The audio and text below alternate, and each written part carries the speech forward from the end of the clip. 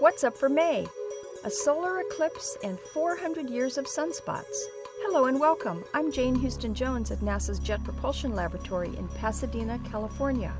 A unique annular solar eclipse occurs on May 20th for lucky observers in a path from Eureka, California to Lubbock, Texas.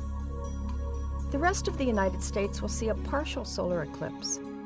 An annular eclipse occurs when the moon is at its farthest distance from Earth in its monthly orbit. At this time, the moon appears smaller than the sun, covering only 94% of the sun's disk. The sun will appear as a bright ring, or annulus, around the dark silhouette of the moon. No matter where you view from, you'll need a low western horizon to see this sunset eclipse. The exposed ring of sunlight will be bright, and you'll need to view using solar-safe telescopes or projection methods.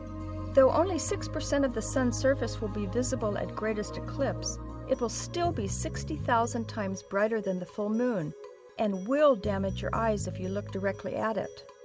The hours leading up to the eclipse are a perfect time to view sunspots and other features through safe solar telescopes. The first sunspots were observed nearly 3,000 years ago, but an English monk, John of Worcester, made the earliest existing drawings of sunspots in 1128.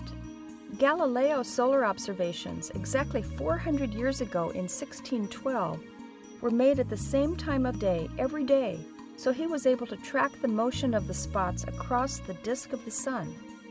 The movement of the sunspots allowed early astronomers to estimate the sun's rotation period, which is about 27 days. NASA's Ulysses and TRACE spacecraft have completed their mission studying the sun.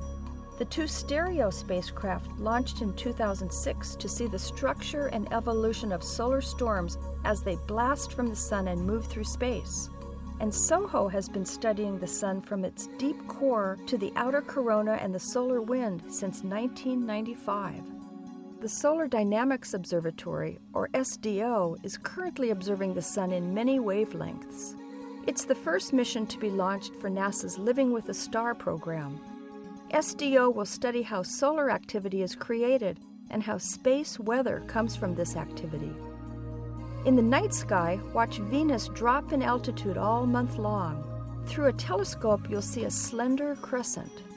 Mars and Saturn remain great viewing targets all month long, too. You can read about this month's solar system theme at solarsystem.nasa.gov/YSS for Year of the Solar System. And you can learn about all of NASA's missions at www.nasa.gov. That's all for this month. I'm Jane Houston Jones.